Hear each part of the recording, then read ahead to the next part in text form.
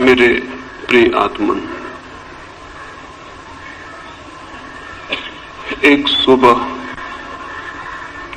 अभी सूरज भी निकला नहीं था और एक माझी नदी के किनारे पहुंच गया था। उसका पैर किसी चीज से टकरा गया। झुक के उसने देखा, पत्थरों से भरा हुआ एक झोला पड़ा था। उसने अपना जाल किनारे पर रख दिया। वो सुबह सूरज के उगने की प्रतीक्षा करने लगा। सूरज उग आए, वो अपना जाल फेंके और मछलियां पकड़े। वो जो झोला उसे पड़ा हुआ मिल गया था जिसमें पत्थर, वो एक एक पत्थर निकाल के शांत नदी में फेंकने लगा। सुबह के सन्नाटे में उन पत्थरों की गिरने की छपाक की आवाज सुनता, फिर दूसरा पत्थर फेंकता।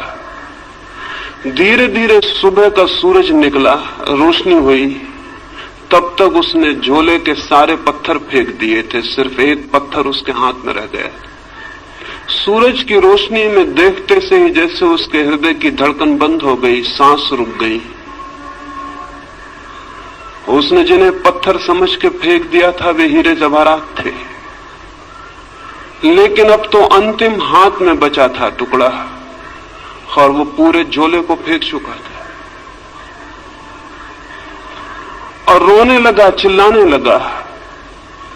इतनी संपदा उसे मिल गई थी कि अनंत जन्मों के लिए काफी थी, लेकिन अंधेरे में अनजान अपरिचित उसने उस सारी संपदा को पत्थर समझ के फेंक दिया था। लेकिन फिर भी वो मछुआ सौभाग्यशाली था, क्योंकि अंतिम पत्थर फेंकने के पहले सूरज निकल आया था और उसे दिखाई पड़ गया था कि उसके हाथ में हीरा है।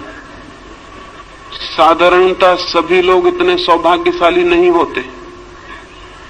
जिंदगी बीत जाती है, सूरज नहीं निकलता, सुबह नहीं होती, रोशनी नहीं आती और सारे जीवन के हीरे हम पत्थर समझ के फेंक चुके होते।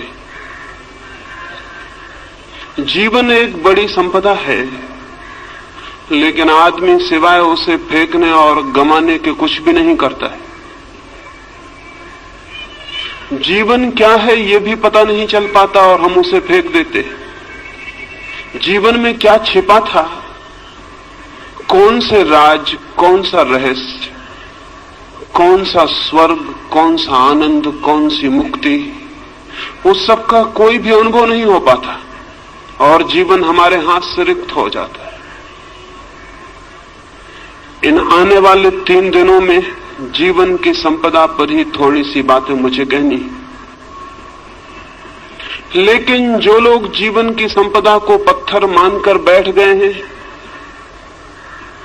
वे कभी आंख खोलकर देख पाएंगे कि जिन्हें उन्होंने पत्थर समझा है वे हीरे माणिक हैं। ये बहुत कठिन है।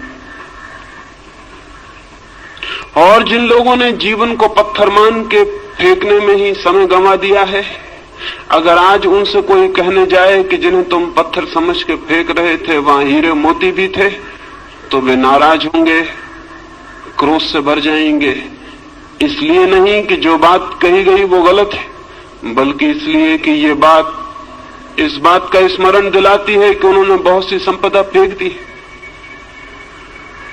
लेकिन चाहे हमने कितनी ही संपदा फेंक दी हो, अगर एक क्षण भी जीवन का शेष है तो फिर भी हम कुछ बचा सकते हैं और कुछ जान सकते हैं और कुछ पा सकते हैं। जीवन की खोज में कभी भी इतनी देर नहीं होती कि कोई आदमी निराश होने का कारण पाए। लेकिन हमने ये मान ही लिया है अंधेरे में, अज्ञान में, कि जीवन में कुछ भी नहीं है सिवाय पत्थरों के। जो लोग ऐसा मान के बैठ गए हैं उन्होंने खोज के पहले ही हार स्वीकार कर ली।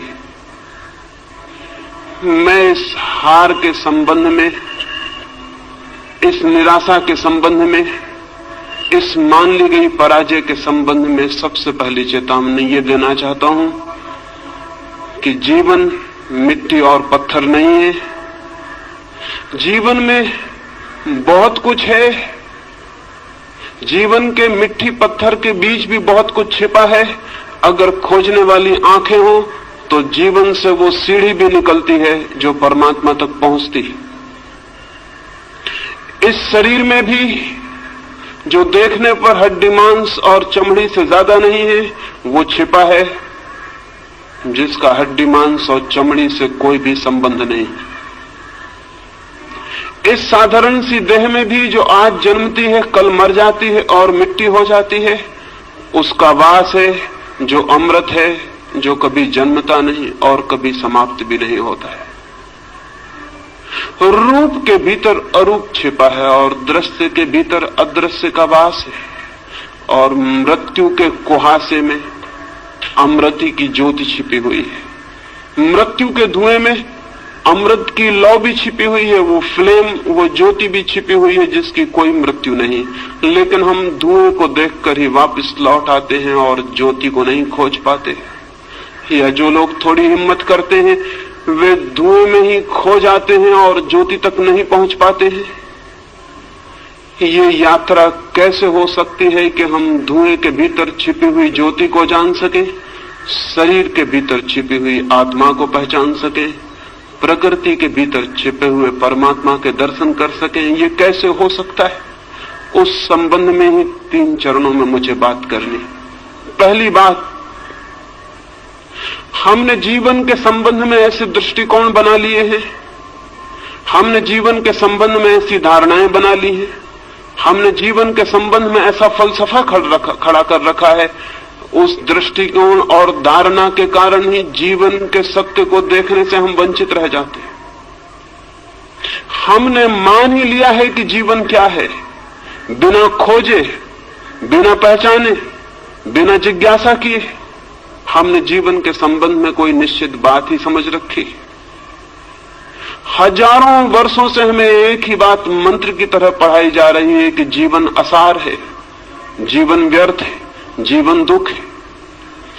सम्मोहन की तरह हमारे प्राणों पर यह मंत्र दोहराया गया है कि जीवन व्यर्थ है, जीवन असार है, जीवन दुख है, जीवन छोड़ देने योग्य है। ये बात सुन सुन के धीरे धीरे हमारे प्राणों में पत्थर की तरह मजबूत होकर बैठ गई। इस बात के कारण जीवन असार दिखाई पड़ने लगा है, जीवन दुख दिखाई पड़ने लगा है। इस बात के कारण जीवन ने सारा आनंद, सारा प्रेम, सारा सौंदर्य खो दिया है।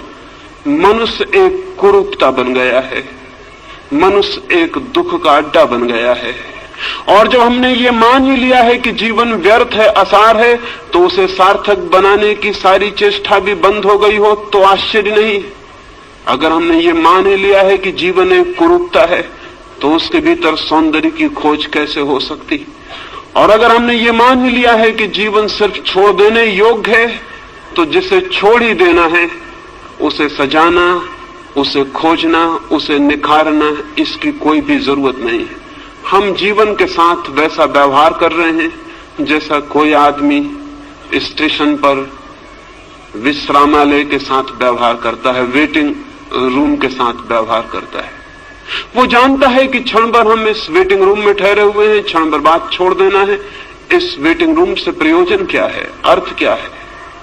वो वहां मूंगफली के छिलके भी डालता है, पान भी थूक देता है, गंदा भी करता है और फिर भी सोचता है मुझे क्या प्रयोजन है, क्षण भर बाद मुझे चले जाना है। जीवन के संबंध में भी हम इसी तरह का व्यवहार कर रहे हैं। जहां से हमें क्षण भर बाद चले जाना है वहां सुंदर और सत्य की खोज और निर्माण करने की जरूरत क्या है? लेकिन मैं आपसे कहना चाहता हूं, जिंदगी जरूर हमें छोड़ के चले जाना है, लेकिन जो असली जिंदगी है उसे हमें कभी भी छोड़ने का कोई उपाय नहीं। हम ये घर छोड़ देंगे, ये स्थान छोड़ देंगे, लेकिन जो जिंदगी का सत्य है वो सदा हमारे साथ होगा, वो हम स्वयं हैं। स्थान बदल जाएंगे, मकान बदल जाएंगे, लेकिन जिंदगी हमारे साथ होगी, उसके बदलने का कोई उपाय नहीं। और सवाल ये नहीं है कि जहां हम ठहरे थे उसे हमने सुंदर किया था, जहां हम रुके थे वहां हमने प्रीतिकर हवा पैदा की थी, जहां हम 2 क्षण को ठहरे थे वहां हमने आनंद का गीत गाया था। सवाल ये नहीं है कि वहां आनंद का गीत हमने गाया था। सवाल यह है कि जिसने आनंद का गीत गाया था उसने भीतर आनंद के और बड़े संभावनाओं के द्वार खोल लिए। जिसने उस मकान को सुंदर बनाया था उसने और बड़े सौंदर्य को पाने की क्षमता उपलब्ध कर ली। जिसने 2 क्षण उस वेटिंग रूम में भी प्रेम के बिताए थे उसने और बड़े प्रेम को पाने की पात्रता अर्जित कर ली। हम जो करते हैं उसी से हम निर्मित होते हैं। हमारा कृत्य अंततः हमें निर्मित करता है, हमें बनाता है। हम जो करते हैं वही धीरे धीरे हमारे प्राण और हमारी आत्मा का निर्माता हो जाता है। जीवन के साथ हम क्या कर रहे हैं इस पर निर्भर करेगा कि हम कैसे निर्मित हो रहे हैं। जीवन के साथ हमारा क्या व्यवहार है इस पर निर्भर होगा कि हमारी आत्मा किन दिशाओं में यात्रा करेगी, किन मार्गों पर जाएगी, किन नए जगतों की खोज करेगी। जीवन के साथ हमारा व्यवहार हमें निर्मित करता है। ये अगर स्मरण हो तो शायद जीवन को असार व्यर्थ मानने की दृष्टि हमें भ्रांत मालूम पड़े, तो शायद हमें जीवन को दुखपूर्ण मानने की बात गलत मालूम पड़े, तो शायद हमें जीवन से विरोधी रुख अधार्मिक मालूम पड़े। लेकिन अब तक धर्म के नाम पर जीवन का विरोधी सिखाया गया है। सच तो यह है कि अब तक का सारा धर्म मृत्युवादी है, जीवनवादी नहीं।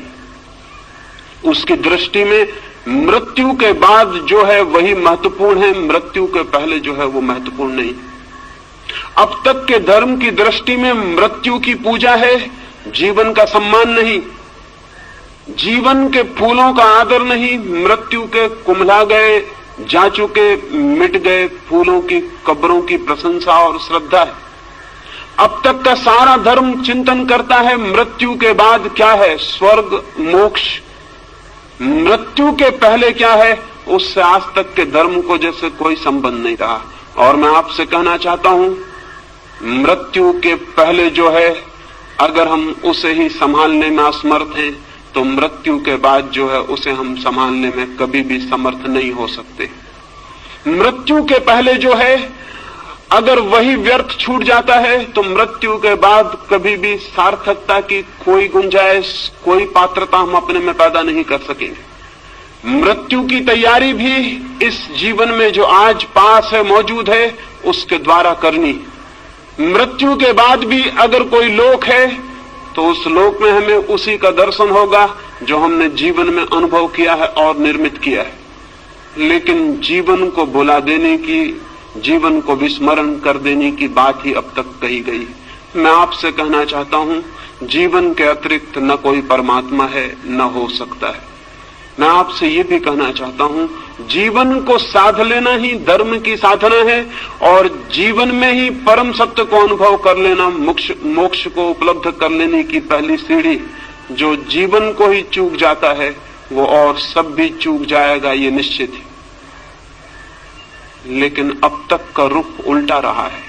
वो रुख कहता है जीवन को छोड़ो, वो रुख कहता है जीवन को त्यागो। वो ये नहीं कहता कि जीवन में खोजो, वो ये नहीं कहता कि जीवन को जीने की कला सीखो, वो ये भी नहीं कहता कि जीवन को जीने के ढंग पर निर्भर करता है कि जीवन कैसा मालूम पड़ेगा। अगर जीवन अंधकारपूर्ण मालूम पड़ता है तो वो जीने का गलत ढंग है। यही जीवन आनंद की वर्षा भी बन सकता है अगर जीने का सही ढंग उपलब्ध हो जाए। धर्म को मैं जीने की कला कहता हूं, वो आर्ट ऑफ लिविंग है।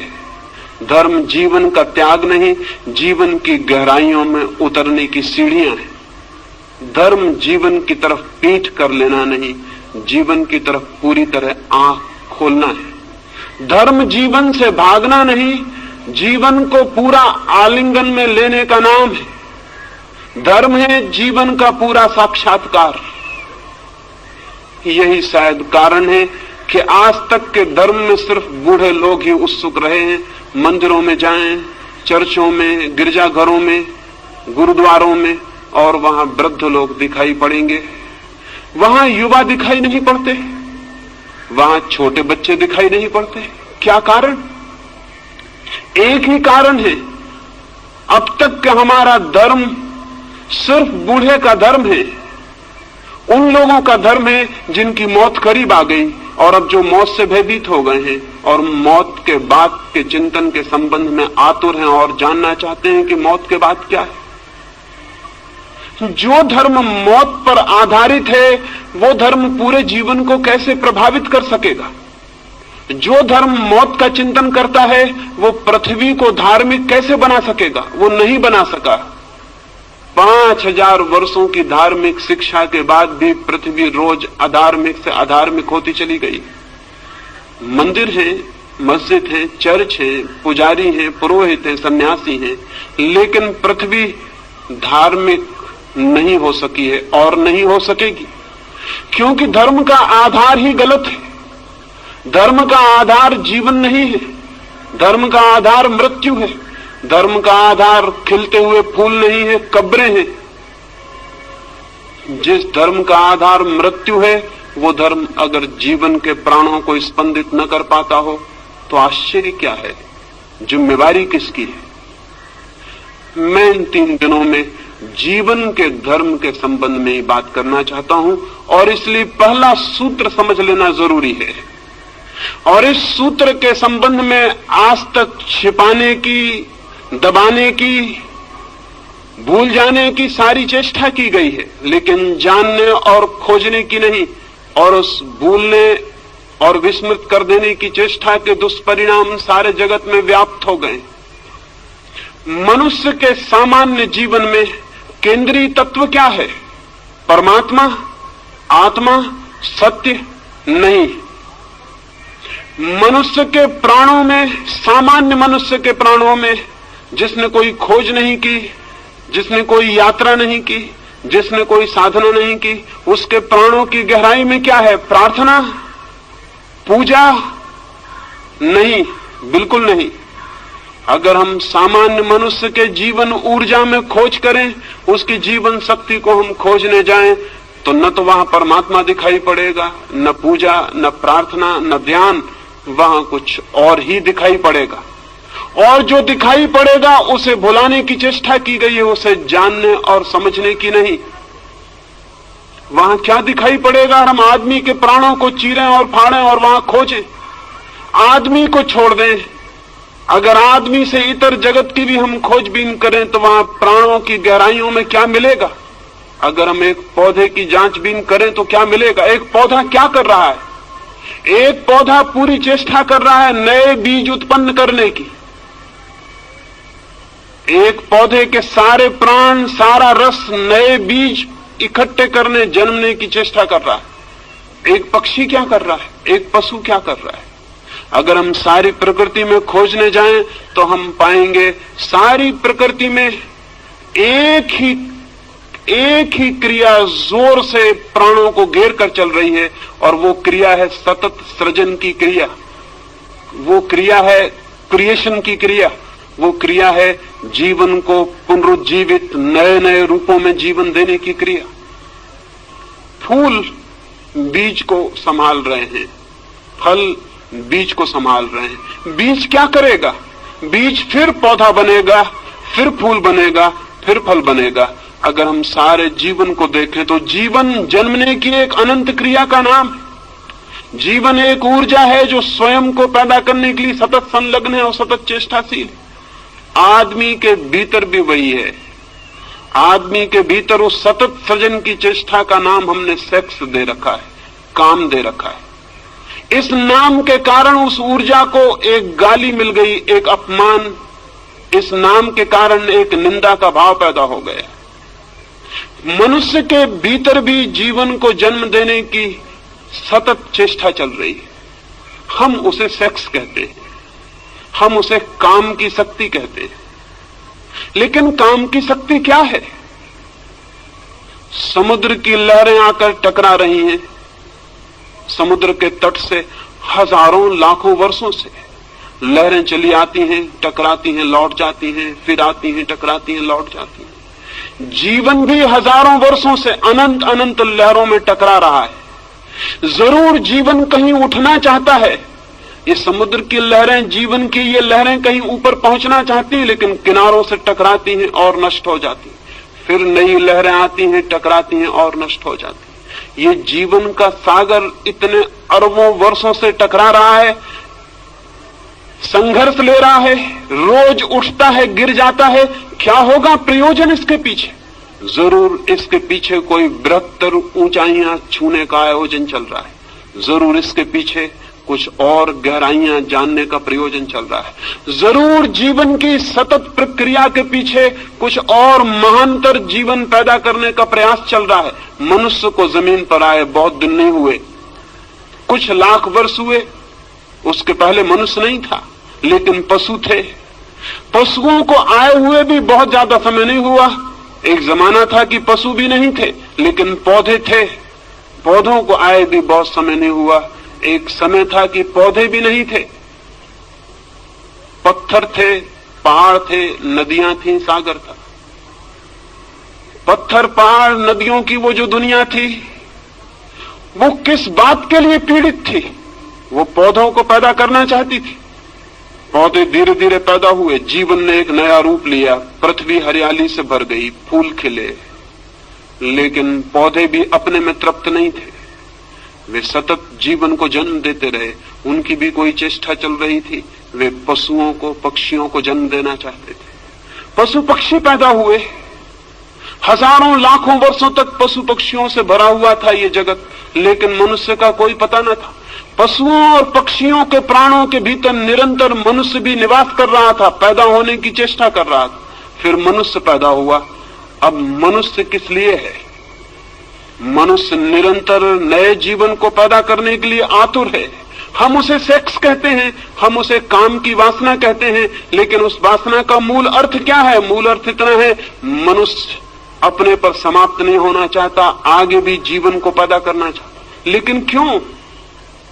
क्या मनुष्य के प्राणों में मनुष्य से ऊपर किसी सुपरमैन को, किसी महामानव को पैदा करने की कोई चेष्टा चल रही? निश्चित ही चल रही। निश्चित ही मनुष्य के प्राण इस चेष्टा में संलग्न है कि मनुष्य से श्रेष्ठतर जीवन जन्म पा सके, मनुष्य से श्रेष्ठतर प्राणी आविर्भूत हो सके। नीत्शे से लेकर अरविंद तक, पतंजलि से लेकर बर्ट्रैंड रसेल तक, सारे मनुष्यों के प्राणों में एक कल्पना, एक सपने की तरह बैठी रही कि मनुष्य से बड़ा प्राणी कैसे पैदा हो सके। लेकिन मनुष्य से बड़ा प्राणी पैदा कैसे होगा? हमने तो हजारों वर्ष से इस पैदा होने की कामना को ही निंदित कर रखा है। हमने तो सेक्स को सिवाय गाली के आज तक दूसरा कोई सम्मान नहीं दिया। हम तो बात करने में भयभीत होते हैं। हमने तो सेक्स को इस भांति छिपा के रख दिया है जैसे वो है ही नहीं, जैसे उसका जीवन में कोई स्थान नहीं है। जबकि सच्चाई ये है कि उससे ज्यादा महत्वपूर्ण मनुष्य के जीवन में और कुछ भी नहीं, लेकिन उसको छिपाया है, उसको दबाया है। दबाने और छिपाने से मनुष्य सेक्स से मुक्त नहीं हो गया, बल्कि मनुष्य और भी बुरी तरह से सेक्स से ग्रसित हो गया है। दमन उल्टे परिणाम लाया है। शायद आप में से किसी ने एक फ्रेंच वैज्ञानिक कुएं के एक नियम के संबंध में सुना होगा। वो नियम है लॉ ऑफ रिवर्स इफेक्ट। कुएं ने एक नियम इजाद किया है, विपरीत परिणाम का नियम। हम जो करना चाहते हैं हम इस ढंग से कर सकते हैं कि जो हम परिणाम चाहते थे उससे उल्टा परिणाम हो जाए। एक आदमी साइकिल चलाना सीखता है, बड़ा रास्ता है, चौड़ा रास्ता है, एक छोटा सा पत्थर रास्ते के किनारे पड़ा हुआ है। वो साइकिल चलाने वाला घबराता है कि मैं कहीं उस पत्थर से न टकरा जाऊं। अब इतना चौड़ा रास्ता है कि अगर आंख बंद कर भी वो चलाए तो पत्थर से टकराना आसान बात नहीं है। इसके 100 में एक ही मौके हैं कि वो पत्थर से टकराए। इतने चौड़े रास्ते पर कहीं से भी निकल सकता है, लेकिन वो देख के घबराता है कहीं मैं पत्थर से टकरा ना जाऊं। और जैसे ही वो घबराता है मैं पत्थर से न टकरा जाऊं, सारा रास्ता विलीन हो गया, सिर्फ पत्थर ही दिखाई पड़ने लगता है उसको। अब उसकी साइकिल का चाक पत्थर की तरफ मुड़ने लगता है।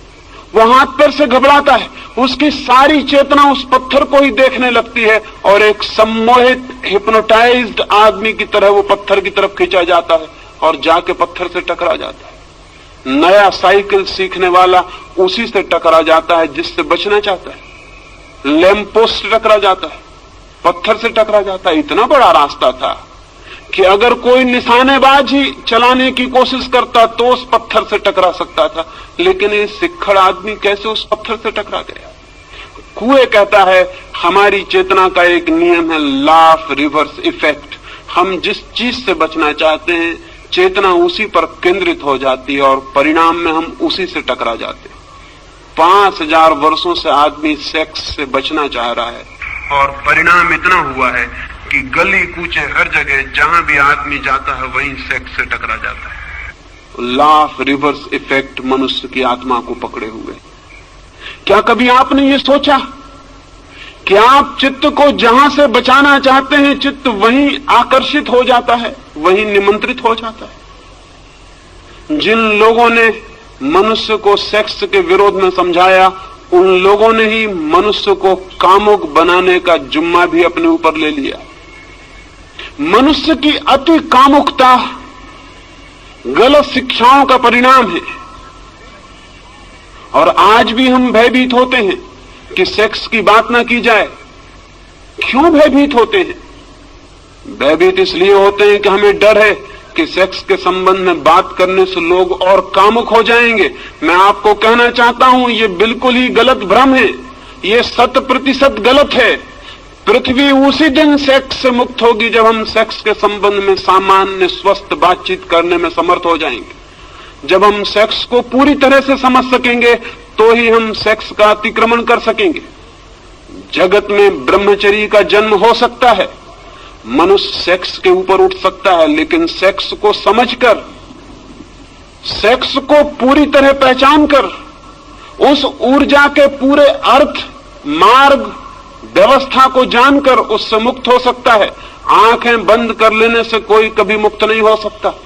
आंखें बंद कर लेने वाले सोचते हो कि आंख बंद कर लेने से शत्रु समाप्त हो गया तो वो पागल है। मरुस्थल में शुतुरमुर्ग भी ऐसा ही सोचता है। दुश्मन हमले करते हैं तो शुतुरमुर्ग रेत में सिर छिपा के खड़ा हो जाता है और सोचता है कि जब दुश्मन मुझे दिखाई नहीं पड़ रहा तो दुश्मन नहीं है। लेकिन ये तर्क, शुतुरमुर्ग को हम क्षमा भी कर सकते हैं, आदमी को क्षमा नहीं किया जा सकता। सेक्स के संबंध में आदमी ने शुतुरमुर्ग का व्यवहार किया है आज तक। वो सोचता है आंख बंद कर लो सेक्स के प्रति तो सेक्स मिट गया। अगर आंख बंद कर लेने से चीजें मिटती होती तो बहुत आसान थी जिंदगी, बहुत आसान होती दुनिया। आंखें बंद करने से कुछ मिटता नहीं, बल्कि जिस चीज के संबंध में हम आंखें बंद करते हैं, हम प्रमाण देते हैं कि हम उससे भयभीत हो गए हैं, हम डर गए हैं, वो हमसे ज्यादा मजबूत है, उससे हम जीत नहीं सकते, इसलिए हम आंख बंद करते हैं। आंख बंद करना कमजोरी का लक्षण है। और सेक्स के बाबत सारी मनुष्य जाति आंख बंद करके बैठ गई। न केवल आंख बंद करके बैठ गई है, बल्कि उसने सब तरह की लड़ाई भी सेक्स से ली और उसके परिणाम, उसके दुष्परिणाम सारे जगत में ज्ञात है। अगर 100 आदमी पागल होते हैं तो उसमें से 98 आदमी सेक्स को दबाने की वजह से पागल होते। अगर हजारों स्त्रियां हिस्टीरिया से परेशान हैं तो उसमें से 100 में से 99 स्त्रियों के पीछे हिस्टीरिया के, मिर्गी के, बेहोशी के सेक्स की मौजूदगी है, सेक्स का दमन मौजूद है।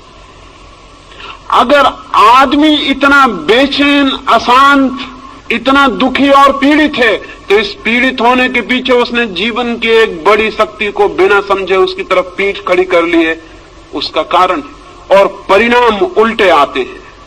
अगर हम मनुष्य का साहित्य उठाकर देखें, अगर किसी देवलोक से कभी कोई देवता आए या चंद्रलोक से या मंगल ग्रह से कभी कोई यात्री आए और हमारी किताबें पढ़े, हमारा साहित्य देखे, हमारी कविताएं पढ़े, हमारे चित्र देखे, तो बहुत हैरान हो जाएगा।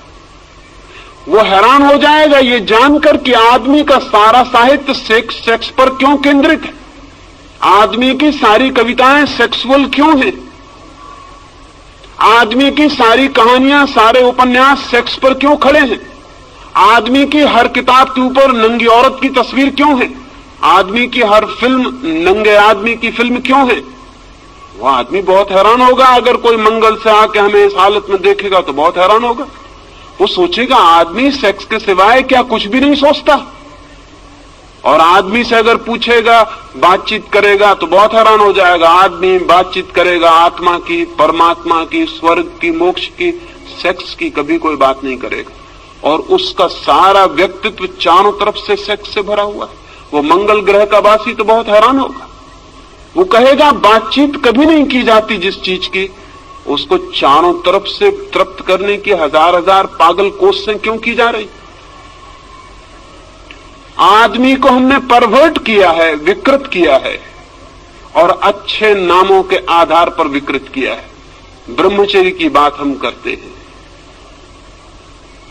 लेकिन कभी इस बात की चेष्टा नहीं करते कि पहले मनुष्य की काम की ऊर्जा को समझा जाए, फिर उसे रूपांतरित करने के प्रयोग भी किए जा सकते।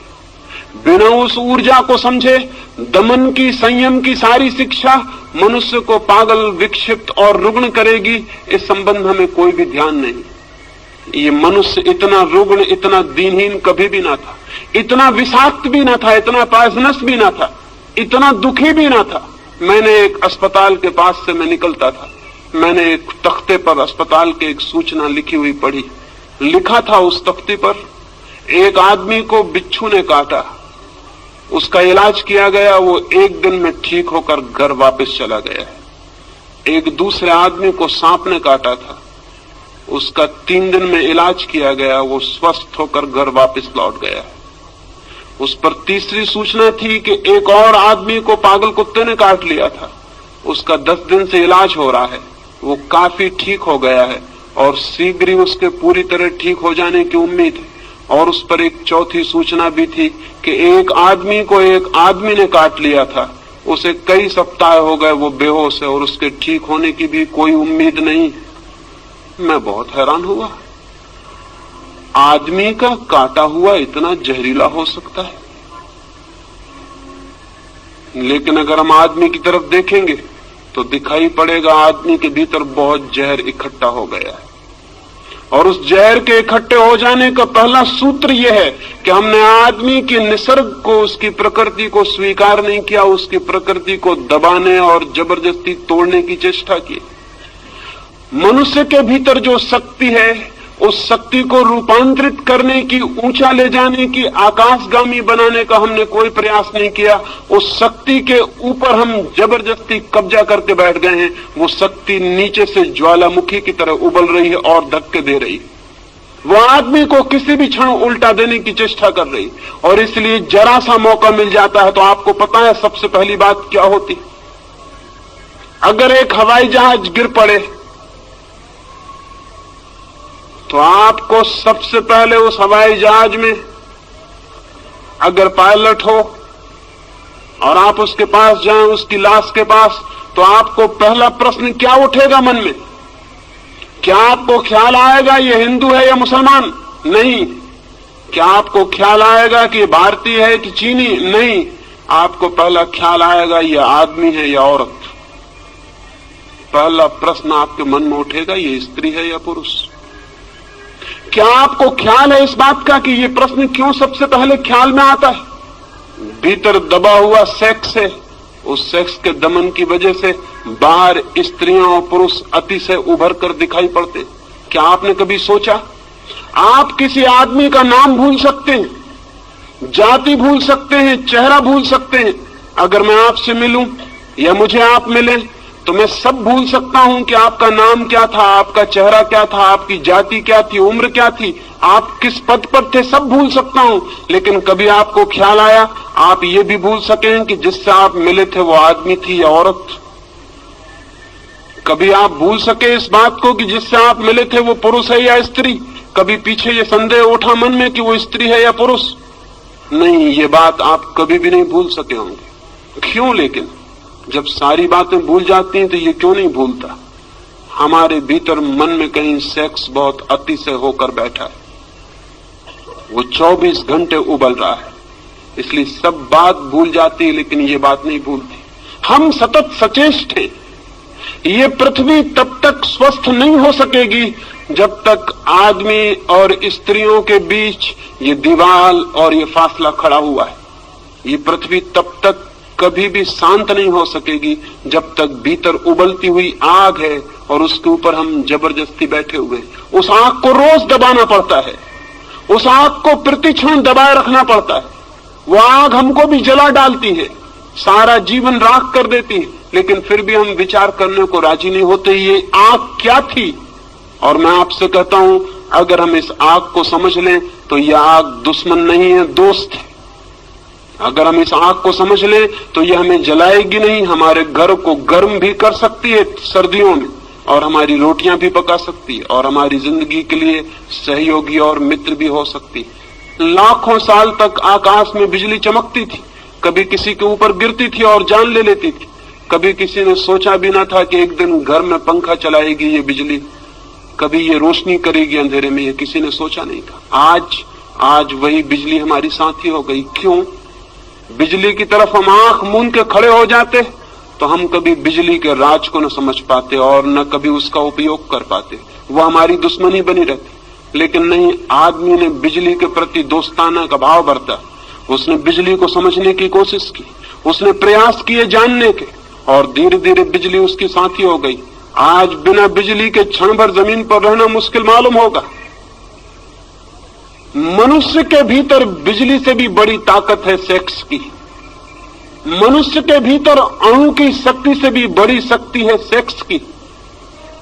कभी आपने सोचा लेकिन ये शक्ति क्या है और कैसे हम इसे रूपांतरित करें? एक छोटे से अणु में इतनी शक्ति है कि हिरोशिमा का पूरा 1 लाख का नगर भस्म हो सकता है। लेकिन क्या आपने कभी सोचा कि मनुष्य के काम की ऊर्जा का एक अणु एक नए व्यक्ति को जन्म देता है? उस व्यक्ति में गांधी पैदा हो सकता है, उस व्यक्ति में महावीर पैदा हो सकता है, उस व्यक्ति में बुद्ध पैदा हो सकते हैं, क्राइस्ट पैदा हो सकता है, उससे आइंस्टीन पैदा हो सकता है और न्यूटन पैदा हो सकता है। एक छोटा सा अणु एक मनुष्य की काम ऊर्जा का एक गांधी को छिपाए हुए, गांधी जैसा विराट व्यक्तित्व जन्म पा सकता है। लेकिन हम सेक्स को समझने को राजी नहीं, लेकिन हम सेक्स की ऊर्जा के संबंध में बात करने की हिम्मत जुटाने को राजी नहीं। कौन सा भय हमें पकड़े हुए है कि जिससे सारे जीवन का जन्म होता है, उस शक्ति को हम समझना नहीं चाहते? कौन सा डर है, कौन सी घबराहट है? मैंने पिछली बंबई की सभा में इस संबंध में कुछ बात की थी तो बड़ी घबराहट फैल गई। मुझे बहुत से पत्र पहुंचे कि आप इस तरह की बातें मत कहें, इस तरह की बात ही मत करें। मैं बहुत हैरान हुआ कि इस तरह की बात क्यों न की जाए। अगर शक्ति है हमारे भीतर तो उसे जाना क्यों न जाए, उसे क्यों न पहचाना जाए? और बिना जाने पहचाने, बिना उसके नियम समझे हम उस शक्ति को और ऊपर कैसे ले जा सकते हैं? पहचान से हम उसको जीत भी सकते हैं, बदल भी सकते हैं, लेकिन बिना पहचाने तो हम उसके हाथ में ही मरेंगे और सड़ेंगे और कभी उससे मुक्त नहीं हो सकते। जो लोग सेक्स के संबंध में बात करने की मनाही करते हैं, वही लोग पृथ्वी को सेक्स के गड्ढे में डाले हुए हैं, ये मैं आपसे कहना चाहता हूं। जो लोग घबराते हैं और जो समझते हैं धर्म का सेक्स से कोई संबंध नहीं, वे खुद तो पागल हैं ही, वो सारी पृथ्वी को भी पागल बनाने में सहयोगी हो रहे हैं। धर्म का संबंध मनुष्य की ऊर्जा के ट्रांसफॉर्मेशन से है। धर्म का संबंध मनुष्य की शक्ति को रूपांतरित करने से। धर्म चाहता है कि मनुष्य के व्यक्तित्व में जो छिपा है वो श्रेष्ठतम रूप से अभिव्यक्त हो जाए। धर्म चाहता है कि मनुष्य का जीवन निम्न से उच्च की एक यात्रा बने, पदार्थ से परमात्मा तक पहुंच जाए। लेकिन ये चाह तभी पूरी हो सकती है हम जहां जाना चाहते हैं उस स्थान को समझना उतना उपयोगी नहीं जितना उस स्थान को समझना उपयोगी है जहां हम खड़े हैं, क्योंकि वहीं से यात्रा शुरू करनी पड़ती। सेक्स है फैक्ट, सेक्स जो है वो तथ्य है मनुष्य के जीवन का, और परमात्मा अभी दूर है। सेक्स हमारे जीवन का तथ्य है। इस तथ्य को समझ के हम परमात्मा के सत्य तक यात्रा कर भी सकते हैं, लेकिन इसे बिना समझे 1 इंच आगे नहीं जा सकते। कोल्हू के बैल की तरह इसी के आसपास घूमते रहेंगे, इसी के आसपास घूमते रहेंगे। मैंने जो पिछली सभा में कुछ बातें कही तो मुझे ऐसा लगा कि जैसे हम जीवन की वास्तविकता को समझने की भी तैयारी नहीं दिखाते, तो फिर हम और क्या कर सकते हैं और आगे क्या हो सकता है। फिर ईश्वर परमात्मा की सारी बातें सांत्वना की, कोरी सांत्वना की बातें हैं और झूठी हैं, क्योंकि जीवन के परम सत्य चाहे कितने ही नग्न हो, उन्हें जानना ही पड़ेगा, समझना ही पड़ेगा। तो पहली बात तो ये जान लेनी जरूरी है कि मनुष्य का जन्म सेक्स से होता है, मनुष्य का सारा व्यक्तित्व सेक्स के अणुओं से बना हुआ है, मनुष्य का सारा प्राण सेक्स की ऊर्जा से भरा हुआ है। जीवन की ऊर्जा अर्थात काम की ऊर्जा, ये जो काम की ऊर्जा है, ये जो सेक्स एनर्जी है, ये क्या है? ये क्यों हमारे जीवन को इतने जोर से आंदोलित करती, क्यों हमारे जीवन को इतना प्रभावित करती? क्यों हम घूम घूम कर सेक्स के आसपास इर्द गिर्द ही चक्कर लगाते हैं और समाप्त हो जाते हैं? कौन सा आकर्षण है इसका? हजारों साल से ऋषि मुनि इंकार कर रहे हैं, लेकिन आदमी प्रभावित नहीं हुआ मालूम पड़ता है। हजारों साल से वे कह रहे हैं कि मुख मोड़ लो इससे, दूर हट जाओ इससे, सेक्स की कल्पना और कामना छोड़ दो, चित्त से निकाल डालो ये सारे सपने, लेकिन आदमी के चित्त से ये सपने निकले नहीं, निकल भी नहीं सकते हैं इस भांति। बल्कि मैं तो इतना हैरान हुआ हूं, इतना हैरान हुआ हूं, मैं वैश्याओं से भी मिला हूं, लेकिन वैश्याओं ने मुझसे सेक्स की बात नहीं की, उन्होंने आत्मा परमात्मा के संबंध में पूछताछ की। और मैं साधु सन्यासियों से भी मिलता हूं, वे जब भी अकेले में मिलते हैं तो सिवाय सेक्स के और किसी बात के संबंध में पूछताछ नहीं करते। मैं बहुत हैरान हुआ, मैं हैरान हुआ हूं इस बात को जानकर कि साधु सन्यासियों को जो निरंतर इसके विरोध में बोल रहे हैं, वे खुद भी चित्त के तल पर वहीं ग्रसित हैं, वहीं परेशान हैं। तो जनता में आत्मा परमात्मा की बात करते हैं, लेकिन भीतर उनके भी समस्या वही होगी भी, स्वाभाविक है, क्योंकि हमने उस समस्या को समझने की ही चेष्टा नहीं की है, हमने उस ऊर्जा के नियम भी नहीं जानने चाहे, और हमने कभी ये भी नहीं पूछा कि मनुष्य का इतना आकर्षण क्यों है, कौन सिखाता है सेक्स आपको? सारी दुनिया तो सिखाने के विरोध में सारे उपाय करती है। माँ बाप चेष्टा करते हैं कि बच्चे को पता न चल जाए, शिक्षक चेष्टा करते हैं, धर्मशास्त्र चेष्टा करते हैं, कहीं कोई स्कूल नहीं, कहीं कोई यूनिवर्सिटी नहीं, लेकिन आदमी अचानक एक दिन पाता है कि सारे प्राण काम की आतुरता से भर गए। ये कैसे हो जाता है? बिना सिखाए ये कैसे हो जाता है? सत्य की शिक्षा दी जाती है, प्रेम की शिक्षा दी जाती है, उसका तो कोई पता नहीं चलता। इस सेक्स का इतना प्रबल आकर्षण, इतना नैसर्गिक केंद्र क्या है? जरूर इसमें कोई रहस्य है और इसे समझना जरूरी है, तो शायद हम इससे मुक्त भी हो सकते। पहली बात तो ये कि मनुष्य के प्राणों में सेक्स का जो आकर्षण है वो वस्तुतः सेक्स का आकर्षण नहीं है। मनुष्य के प्राणों में जो काम वासना है वो वस्तुतः काम की वासना नहीं। इसलिए हर आदमी काम के कृत्य के बाद पछताता है, दुखी होता है, पीड़ित होता है, सोचता है कि इससे मुक्त हो जाऊं, ये क्या है? लेकिन शायद आकर्षण कोई दूसरा है, और वो आकर्षण बहुत रिलीजियस, बहुत धार्मिक अर्थ रखता है।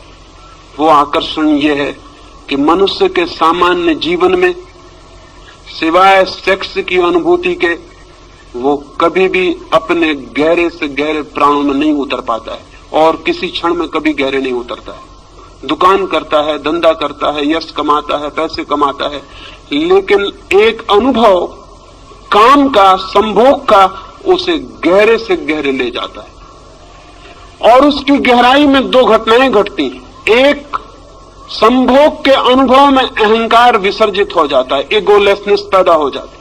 एक क्षण के लिए अहंकार नहीं रह जाता, एक क्षण को यह याद भी नहीं रह जाता कि मैं हूं। क्या आपको पता है, धर्म के श्रेष्ठतम अनुभव में मैं बिल्कुल मिट जाता है, अहंकार बिल्कुल शून्य हो जाता है। सेक्स के अनुभव में क्षण भर को अहंकार मिटता है, लगता है कि हूं या नहीं, एक क्षण को विलीन हो जाता है मेरापन का भाव। दूसरी घटना घटती है, एक क्षण के लिए समय मिट जाता है, टाइमलेसनेस पैदा हो जाती। जीसस ने कहा है समाधि के संबंध में, there shall be time no longer. समाधि का जो अनुभव है वहां समय नहीं रह जाता, वो कालातीत है, समय बिल्कुल विलीन हो जाता है, न कोई अतीत है न कोई भविष्य, शुद्ध वर्तमान रह जाता है। सेक्स के अनुभव में ये दूसरी घटना घटती है, न कोई अतीत रह जाता न कोई भविष्य, समय मिट जाता है, एक क्षण के लिए समय विलीन हो जाता है। ये धार्मिक अनुभूति के लिए सर्वाधिक महत्वपूर्ण तत्व है, ईगोलेसनेस, टाइमलेसनेस। ये दो तत्व हैं जिनकी वजह से आदमी सेक्स की तरफ आतुर होता है और पागल होता है। वो आतुरता स्त्री के शरीर के लिए नहीं है पुरुष की, न पुरुष के शरीर के लिए स्त्री की है। वो आतुरता शरीर के लिए बिल्कुल भी नहीं है, वो आतुरता किसी और ही बात के लिए। वो आतुरता है अहंकार शून्यता का अनुभव, समय शून्यता का अनुभव। लेकिन समय शून्य और अहंकार शून्य होने के लिए आतुरता क्यों है? क्योंकि जैसे ही अहंकार मिटता है आत्मा की झलक उपलब्ध होती है, जैसे ही समय मिटता है परमात्मा की झलक उपलब्ध होती है। एक क्षण को होती है ये घटना, लेकिन उस एक क्षण के लिए आदमी कितनी ही ऊर्जा, कितनी ही शक्ति खोने को तैयार है। शक्ति खोने के कारण पछताता है बाद में कि शक्ति छीन हुई, शक्ति का अपव्यय हुआ, और उसे पता है कि शक्ति जितनी छीन होती मौत उतनी करीब आती। कुछ पशुओं में तो एक ही संभोग के बाद नर की मृत्यु हो जाती है, कुछ कीड़े तो एक ही संभोग कर पाते हैं और संभोग करते ही करते समाप्त हो जाते हैं। अफ्रीका में एक मकड़ा होता है, वो एक ही संभोग कर पाता है और संभोग की हालत में ही मर जाता है, इतनी ऊर्जा क्षीण हो जाती है। मनुष्य को यह अनुभव में आ गया बहुत पहले कि सेक्स का अनुभव शक्ति को क्षीण करता है, जीवन ऊर्जा कम होती है और धीरे धीरे मौत करीब आती है। पछताता है आदमी, लेकिन इतना पछताने के बाद फिर पाता है कि कुछ घड़ियों के बाद फिर वही आतुरता है।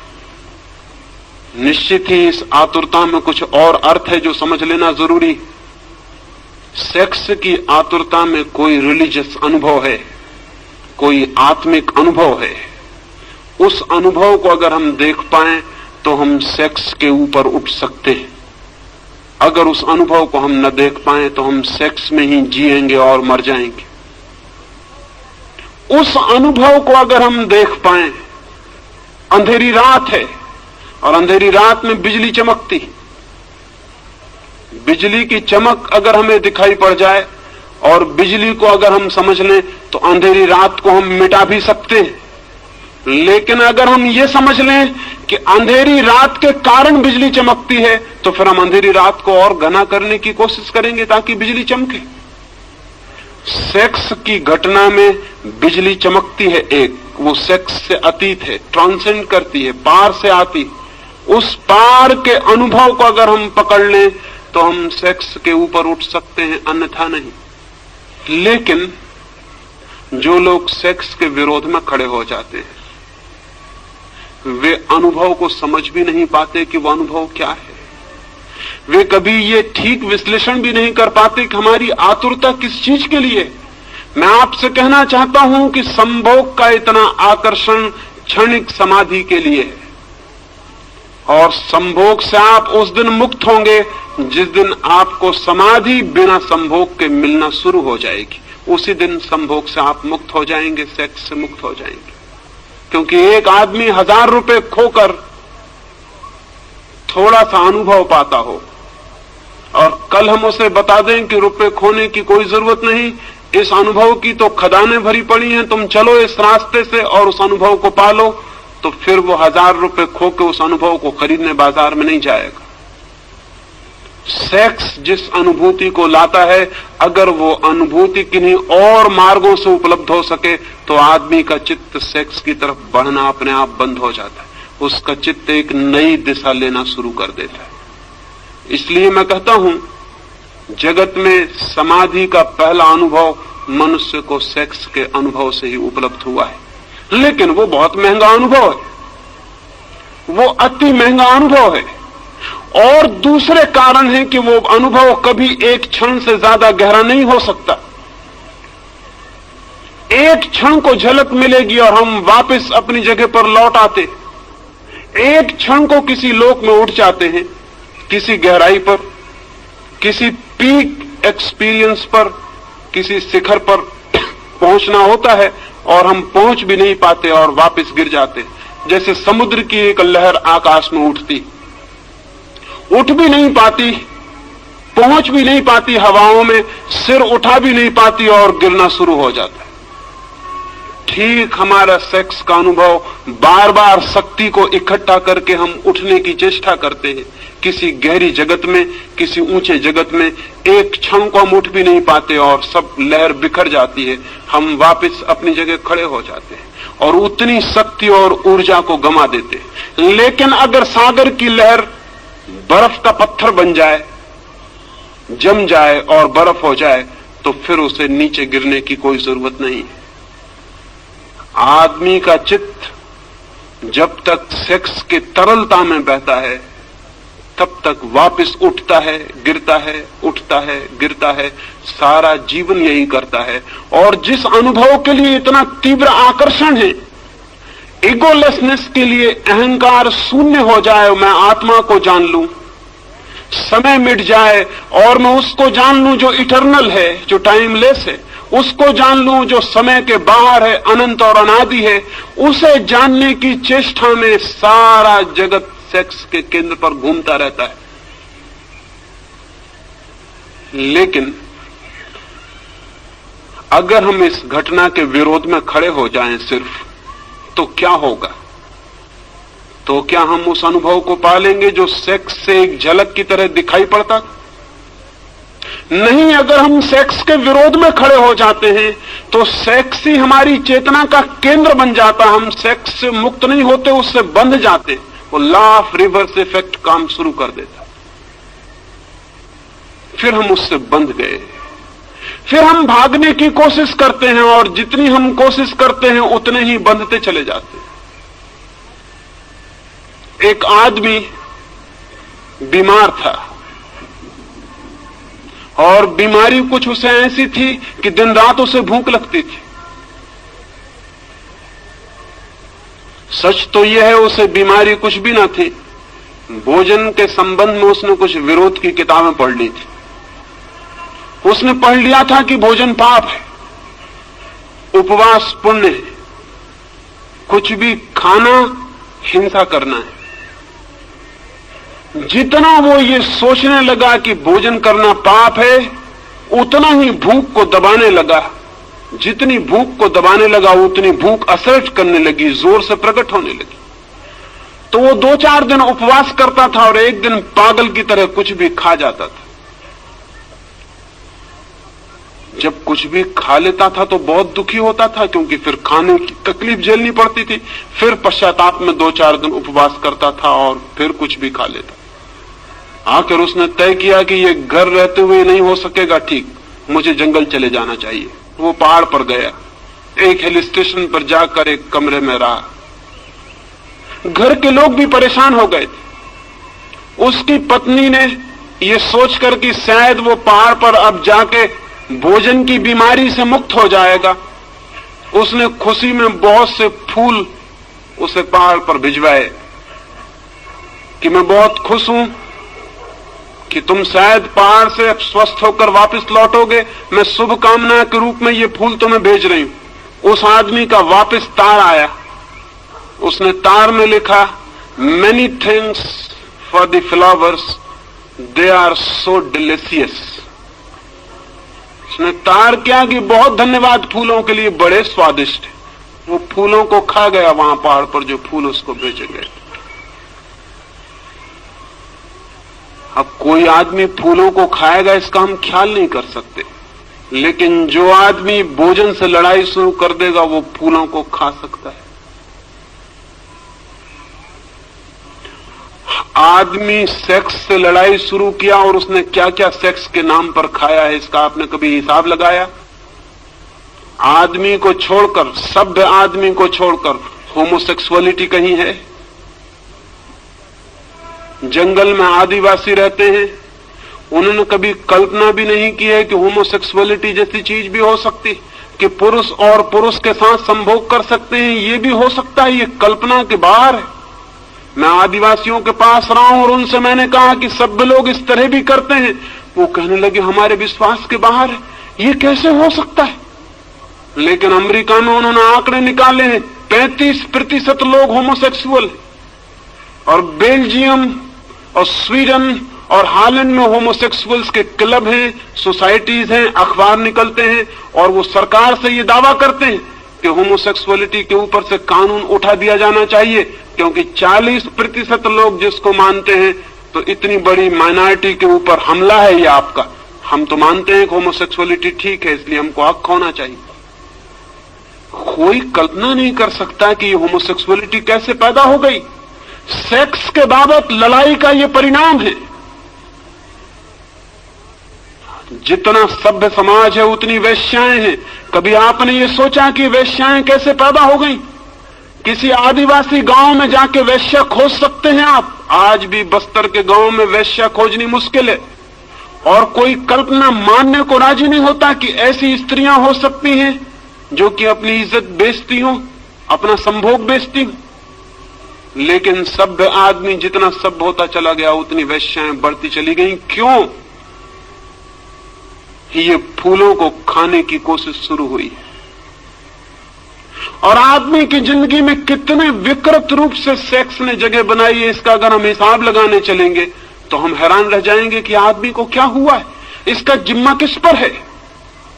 किन लोगों पर है? इसका जिम्मा उन लोगों पर है जिन्होंने आदमी को सेक्स को समझना नहीं, लड़ना सिखाया है, जिन्होंने सप्रेशन सिखाया है, जिन्होंने दमन सिखाया है। दमन के कारण सेक्स की शक्ति जगह जगह से फूटकर गलत रास्तों से बहनी शुरू हो गई। सारा समाज पीड़ित और रुग्ण हो गया है।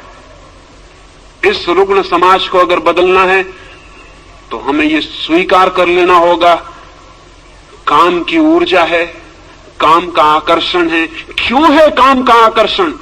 काम के आकर्षण का जो बुनियादी आधार है, उस आधार को अगर हम पकड़ लें तो मनुष्य को हम काम की जगत से ऊपर उठा सकते हैं। और मनुष्य निश्चित काम के जगत के ऊपर उठ जाए तो ही राम का जगत शुरू होता है। खजुराहो के मंदिर के सामने मैं खड़ा था, 10-5 मित्रों को लेकर वहां गया। खजुराहो के मंदिर के चारों तरफ की दीवार पर तो मैथुन चित्र है, काम वासनाओं की मूर्तियां हैं। मेरे मित्र कहने लगे कि मंदिर के चारों तरफ ये क्या है?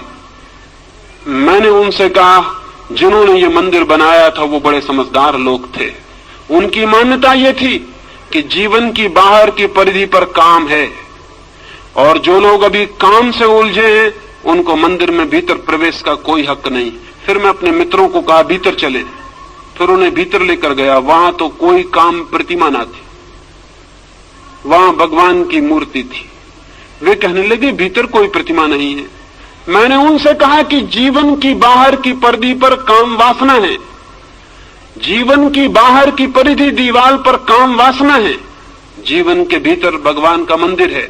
लेकिन जो अभी काम वासना से उलझे हैं वे भगवान के मंदिर में प्रवेश के अधिकारी नहीं हो सकते। उन्हें अभी बाहर की दीवार का ही चक्कर लगाना पड़ेगा। जिन लोगों ने ये मंदिर बनाया था वे बड़े समझदार लोग थे। ये मंदिर एक मेडिटेशन सेंटर था, ये मंदिर एक ध्यान का केंद्र था।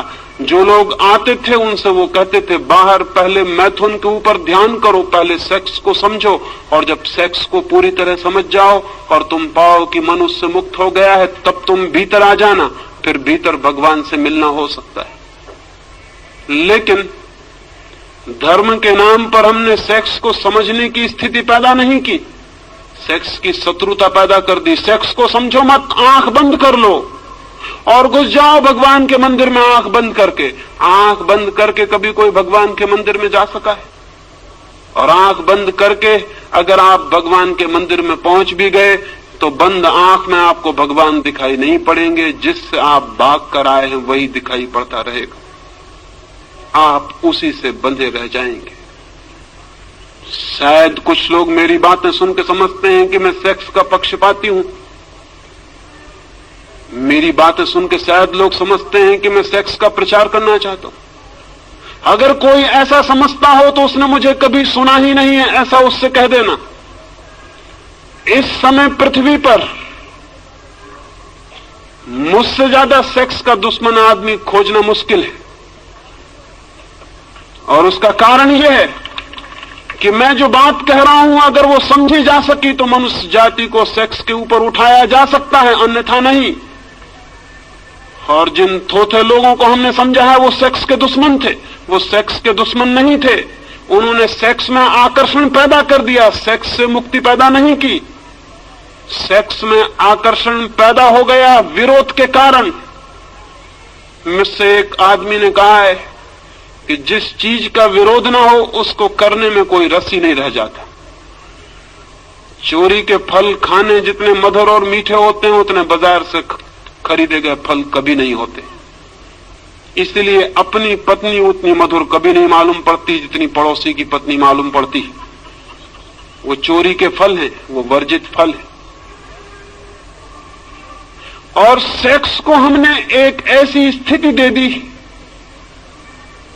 एक ऐसा चोरी का जामा पहना दिया, एक ऐसे झूठ के लिबास में छिपा दिया, ऐसी दीवालों में खड़ा कर दिया कि उसने हमें तीव्र रूप से आकर्षित कर लिया। बर्ट्रैंड रसल ने लिखा है कि जब मैं छोटा बच्चा था, विक्टोरियन जमाना था, स्त्रियों के पैर भी दिखाई नहीं पड़ते थे। वो कपड़े पहनती थी जो जमीन पर घसटता था और पैर नहीं दिखाई पड़ता था। अगर कभी किसी स्त्री का अंगूठा दिख जाता था तो आदमी आतुर होकर अंगूठा देखने लगता था और काम वासना जग जाती थी।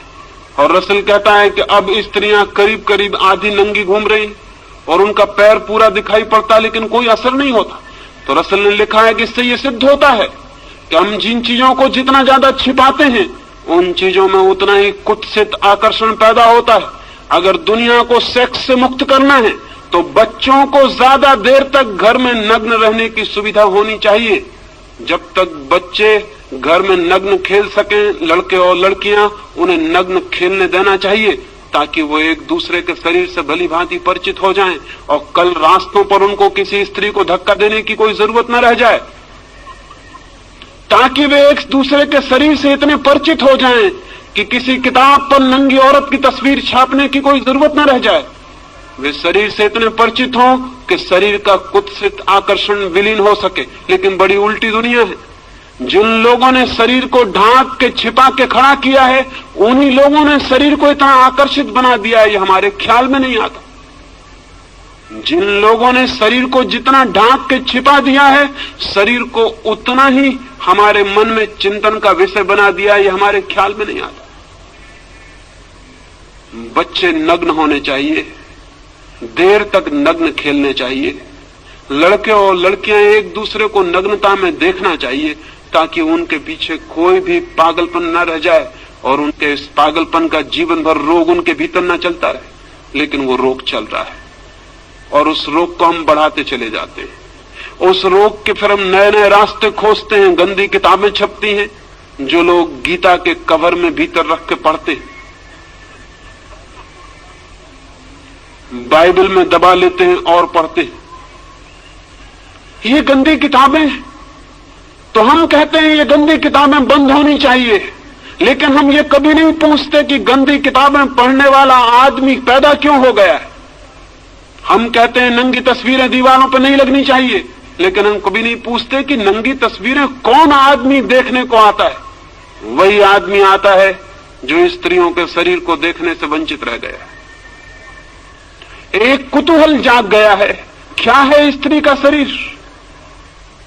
और मैं आपसे कहता हूं, वस्त्रों ने स्त्री के शरीर को जितना सुंदर बना दिया है उतना सुंदर स्त्री का शरीर है नहीं। वस्त्रों में ढांक कर शरीर छिपा नहीं है और उघड़ के प्रकट हुआ है। ये सारी की सारी चिंतना हमारी विपरीत फल ले आई।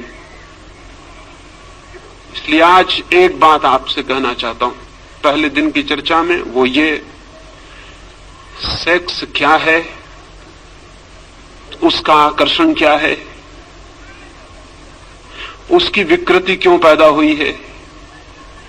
अगर हम ये 3 बातें ठीक से समझ लें तो मनुष्य का मन इनके ऊपर उठ सकता है। उठना चाहिए, उठने की जरूरत है, लेकिन उठने की चेष्टा गलत परिणाम लाई है, क्योंकि हमने लड़ाई खड़ी की है, हमने मैत्री खड़ी नहीं की। दुश्मनी खड़ी की है, सप्रेशन खड़ा किया है, दमन किया है, समझ पैदा नहीं की। अंडरस्टैंडिंग चाहिए, सप्रेशन नहीं, समझ चाहिए। जितनी गहरी समझ होगी मनुष्य उतना ही ऊपर उठता है, जितनी कम समझ होगी उतना ही मनुष्य दबाने की कोशिश करता है, और दबाने के कभी भी कोई सफल परिणाम, सुफल परिणाम, स्वस्थ परिणाम उपलब्ध नहीं होते। मनुष्य के जीवन की सबसे बड़ी ऊर्जा है काम, लेकिन काम पर रुक नहीं जाना है, काम को राम तक ले जाना है। सेक्स को समझना है ताकि ब्रह्मचर्य फलित हो सके, सेक्स को जानना है ताकि हम सेक्स से मुक्त हो सकें और ऊपर उठ सकें। लेकिन शायद ही आदमी जीवन भर अनुभव से गुजरता है, शायद ही उसने समझने की कोशिश की हो कि संभोग के भीतर समाधि का क्षण भर का अनुभव है, वही अनुभव खींच रहा है, वही अनुभव आकर्षित कर रहा है, वही अनुभव पुकार दे रहा है कि आओ। ध्यान पूर्वक उस अनुभव को जान लेना है कि कौन सा अनुभव मुझे आकर्षित कर रहा है, कौन मुझे खींच रहा है। और मैं आपसे कहता हूं, उस अनुभव को पाने के सुगम रास्ते हैं ध्यान, योग, सामायिक, प्रार्थना, सब उस अनुभव को पाने के मार्ग हैं। लेकिन वही अनुभव हमें आकर्षित कर रहा है, ये सोच लेना, जान लेना जरूरी है। एक मित्र ने मुझे लिखा कि आपने ऐसी बातें कही कि मां के साथ बेटी बैठी थी वो सुन रही है, बाप के साथ बेटी बैठी वो सुन रही, ऐसी बातें सबके सामने नहीं करनी चाहिए। मैंने उनसे कहा आप बिल्कुल पागल हैं। अगर मां समझदार होगी तो इसके पहले कि बेटी सेक्स की दुनिया में उतर जाए, उसे सेक्स के संबंध में अपने सारे अनुभव समझा देगी, ताकि वो अनजान, अधकच्ची, अपरिपक्व सेक्स के गलत रास्तों पर न चली जाए। अगर बाप योग्य है और समझदार है तो अपने बेटे को और अपनी बेटी को अपने सारे अनुभव बता देगा, ताकि बेटे और बेटियां गलत रास्तों पर न चले जाएं, जीवन उनके विकृत न हो जाए। लेकिन मजा यह है कि न बाप का कोई गहरा अनुभव है, न मां का कोई गहरा अनुभव है, वे खुद भी सेक्स के तल से ऊपर नहीं उठ सके, इसलिए घबराते हैं कि कहीं सेक्स की बात सुन के बच्चे भी इसी तल में न उलझ जाएं। लेकिन मैं उनसे पूछता हूं, आप किसकी बात सुन के उलझे थे? आप अपने आप उलझ गए थे, बच्चे भी अपने आप उलझ जाएंगे। ये हो भी सकता है कि अगर उन्हें समझ दी जाए, विचार दिया जाए, बोध दिया जाए, तो शायद वे अपनी ऊर्जा को व्यर्थ करने से बच सके, ऊर्जा को बचा सके, रूपांतरित कर सके। रास्ते के किनारे पर कोयले का ढेर लगा होता है। वैज्ञानिक कहते हैं कि कोयला ही हजारों साल में हीरा बन जाता है। कोयले और हीरे में कोई रासायनिक फर्क नहीं है, कोई केमिकल भेद नहीं है। कोयले के भी परमाणु वही हैं जो हीरे के हैं, कोयले का भी रासायनिक भौतिक संगठन वही है जो हीरे का है। हीरा कोयले का ही रूपांतरित बदला हुआ रूप है, हीरा कोयला ही है।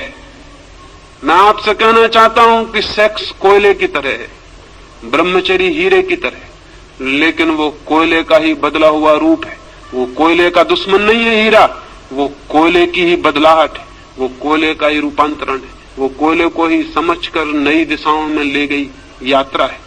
सेक्स का विरोध नहीं है ब्रह्मचर्य, सेक्स का ही रूपांतरण है, ट्रांसफॉर्मेशन है। और जो सेक्स का दुश्मन है वो कभी ब्रह्मचर्य को उपलब्ध नहीं हो सकता है। ब्रह्मचर्य की दिशा में जाना हो, और जाना जरूरी है, क्योंकि ब्रह्मचर्य का मतलब क्या है? ब्रह्मचर्य का इतना मतलब है वो अनुभव उपलब्ध हो जाए जो ब्रह्म की चर्या जैसा है, जैसा भगवान का जीवन हो वैसा जीवन उपलब्ध हो जाए। ब्रह्मचर्य यानी ब्रह्म की चर्या, ब्रह्म जैसा जीवन, परमात्मा जैसा अनुभव उपलब्ध हो जाए। वो हो सकता है अपनी शक्तियों को समझकर रूपांतरित करने से। आने वाले 2 दिनों में कैसे रूपांतरित किया जा सकता है सेक्स, कैसे रूपांतरित हो जाने के बाद काम राम के अनुभव में बदल जाता है, वो मैं आपसे बात करूंगा। और 3 दिन तक चाहूंगा कि बहुत गौर से सुन लेंगे, ताकि मेरे संबंध में कोई गलतफहमी पीछे आपको पैदा ना हो जाए। और जो भी प्रश्न हो ईमानदारी से और सच्चे उन्हें लिख के दे देंगे, ताकि आने वाले पिछले 2 दिनों में मैं उनकी आपसे सीधी सीधी बात कर सकूं। किसी प्रश्न को छिपाने की जरूरत नहीं है। जो जिंदगी में सत्य है उसे छिपाने का कोई कारण नहीं। किसी सत्य से मुखरने की जरूरत नहीं है। जो सत्य है वो सत्य है, चाहे हम आंख बंद करें चाहे आंख खुली रखें। और एक बात मैं जानता हूं, धार्मिक आदमी मैं उसको कहता हूं जो जीवन के सारे सत्यों को सीधा साक्षात करने की हिम्मत रखता है, जो इतने कमजोर, काहिल और नपुंसक हैं कि जीवन के तथ्यों का सामना भी नहीं कर सकते। उनके धार्मिक होने की कोई उम्मीद कभी नहीं हो सकती। ये आने वाले 4 दिनों के लिए निमंत्रण देता हूं, क्योंकि ऐसे विषय पर यह बात है कि शायद ऋषि मुनियों से आशा नहीं रही कि ऐसे विषयों पर वे बात करेंगे। शायद आपको सुनने की आदत भी नहीं होगी, शायद आपका मन डरेगा, लेकिन फिर भी मैं चाहूंगा कि इन 5 दिनों आप ठीक से सुनने की कोशिश करेंगे। ये हो सकता है कि काम की समझ आपको राम के मंदिर के भीतर प्रवेश दिला दे। आकांक्षा मेरी यही है, परमात्मा करे वो आकांक्षा पूरी हो। मेरी बातों को इतने प्रेम और शांति से सुना, उसके लिए अनुग्रहित हूं। और अंत में सबके भीतर बैठे हुए परमात्मा को प्रणाम करता हूं। मेरे प्रणाम स्वीकार करें।